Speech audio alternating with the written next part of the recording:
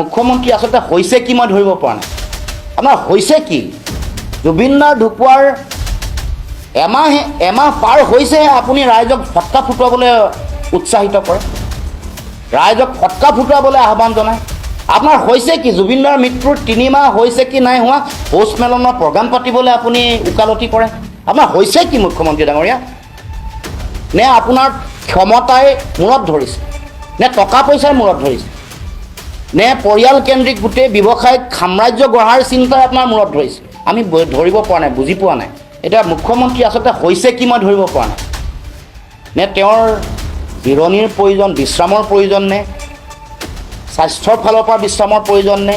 ৰাজনৈতিকভাৱে তেওঁৰ বিশ্ৰামৰ প্ৰয়োজন এইটো তেওঁ নিজে বুজি পাব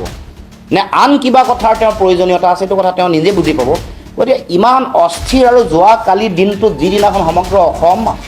অসমৰ প্ৰতিগৰাকী মানুহ সমগ্ৰ পৃথিৱীত থকা জুবিনদাৰ যিসকল অনুৰাগী আছে তেওঁলোক অতি আৱেগবিহ্বল হৈ থকা মুহূৰ্তত তেওঁ হিন্দু মুছলমানৰ ৰাজনীতি কালি আৰম্ভ কৰি দিছে আকৌ কেনেকুৱা ধৰণৰ অমানৱীয় এটা চিন্তা আৰু মানসিকতা এনেকুৱা ধৰণৰ অমানৱীয় চিন্তা আৰু মানসিকতা কেতিয়াও